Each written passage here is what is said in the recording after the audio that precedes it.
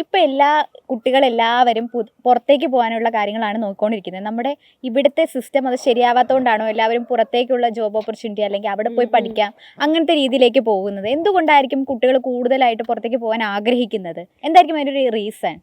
പൊതുവെ നമ്മുടെ ഇവിടെ തൊഴിലില്ലായ്മ ഒരു റീസൺ ആയിട്ട് എടുക്കാൻ പറ്റും. പിന്നെ കൂടുതലായിട്ട് ഓപ്പർച്യൂണിറ്റീസ് ഉള്ളത് വിദേശ രാജ്യങ്ങളിലാണ്. പിന്നെ അവിടുത്തെ സാമ്പത്തിക സ്ഥിതി നമ്മളെ ഇവിടെ കിട്ടുന്നതിനേക്കാൾ കൂടുതലായിട്ട് അവിടെ സാലറി ആണെങ്കിലൊക്കെ കിട്ടും. പിന്നെ ബാക്കിയുള്ള ഓപ്പർച്യൂണിറ്റീസ് എല്ലാം നോക്കിയിട്ടാണ് ഇപ്പം അധികം യുവാക്കളാണെങ്കിലും ഇപ്പോൾ വിദ്യാർത്ഥികളാണെങ്കിലും കൂടുതലായിട്ടും വിദേശ രാജ്യങ്ങളെ ആശ്രയിച്ചുകൊണ്ടിരിക്കുകയാണ്. അതുപോലെ തന്നെ വിദേശത്ത് പോയി കഴിഞ്ഞാൽ അവർ അവിടെ തന്നെ സെറ്റിൽ ആവാനാണ് നോക്കുന്നത്. പിന്നീട് തിരിച്ചു വരാറില്ല മിക്കപ്പോഴും. ഇപ്പൊ ഭൂരിഭാഗം എല്ലാ പുരുഷന്മാരാണെങ്കിലും യുവാക്കളാണെങ്കിലും കൂടുതലായിട്ട് അല്ലെങ്കിൽ പ്രവാസ ജീവിതം എടുത്ത് നോക്കുകയാണെങ്കിലും നമുക്ക് ഏറ്റവും കൂടുതൽ പ്രവാസികളുള്ളത് കേരളത്തിൽ നിന്നാണ് അല്ലെങ്കിൽ ഇന്ത്യയിൽ നിന്നാണ് ഏറ്റവും കൂടുതലുള്ളത്.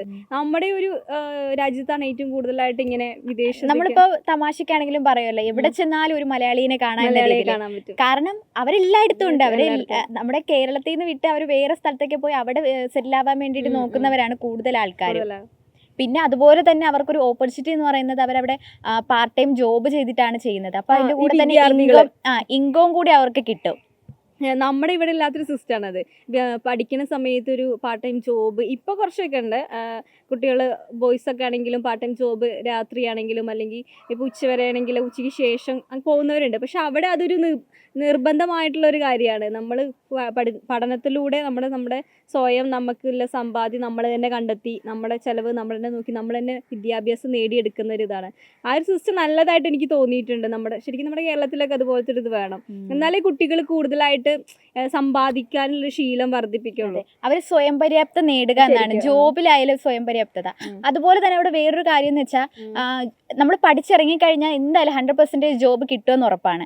നമ്മളിവിടെ കേരളത്തിലാണെങ്കിൽ ജോബ് കഴിഞ്ഞിട്ട് വെറുതെ തേരാപ്പാര നടക്കണം, ഒരു ജോലിയില്ല.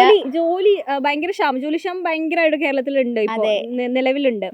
അതൊക്കെ മുൻനിർത്തിയിട്ട് തന്നെയാണ് ഏതൊരാളാണെങ്കിലും ഒരുപാട് കാലം നമുക്ക് ഇവിടെ കുറേ ജോലികൾക്ക് അപ്ലൈ ചെയ്യുകയാണെങ്കിൽ ഇപ്പോൾ ഗവൺമെന്റിന്റെ PSC ലിസ്റ്റുകളാണെങ്കിലും ഒരുപാട് പെൻഡിങ് കിടക്കുന്നുണ്ട്. അത് മാത്രമല്ല അതിനൊക്കെ PSCക്കൊക്കെ ആയാലും ഒരുപാട് കാലത്തെ ആ ഒരു പ്രോസസ്സാണ്. അതിപ്പോ നമ്മളിപ്പോ ഒരു റാങ്ക് ലിസ്റ്റ് കിട്ടിയാലും അതിന് തന്നെ അതിലൊരു ജോബ് കിട്ടണമെങ്കിൽ 2-3 വർഷം പിന്നെ കാത്തിരിക്കണം. ഇപ്പോൾ ഈ ബജറ്റിന് ശേഷം ഒരു കാര്യം വരുന്നതെന്ന് വെച്ചാൽ നമ്മുടെ മന്ത്രി തന്നെ പറഞ്ഞിട്ടുണ്ടായിരുന്നു, കൂടുതലായിട്ടും നമ്മൾ PSC അതുപോലെ ഗവൺമെന്റ് ജോലികൾക്ക് വേണ്ടി പരിശ്രമിക്കാതെ ബിസിനസ് എന്നുള്ളൊരു മേഖല നമ്മൾ തിരഞ്ഞെടുക്കണം. വിദ്യാർത്ഥികളാണെങ്കിലും കൂടുതലായിട്ട് ബിസിനസ് ചെയ്യാൻ, നമ്മുടെ നാട്ടിൽ തന്നെ ബിസിനസ് എങ്ങനെ ചെയ്യാം എന്നുള്ളത് നോക്കണം എന്ന് പറയുന്നുണ്ട്. അത് നല്ലൊരു കാര്യമായിട്ട് എനിക്ക് തോന്നിയിട്ടുണ്ട്. എന്നാൽ പിന്നെ കുറേയൊക്കെ നമ്മുടെ നാട്ടിലും കുറേ ഓപ്പർച്യൂണിറ്റീസ് വരും. അങ്ങനെ ആകുമ്പോൾ ഒരുപാട് പേര് ഇവിടെ തന്നെ നിലനിൽക്കും.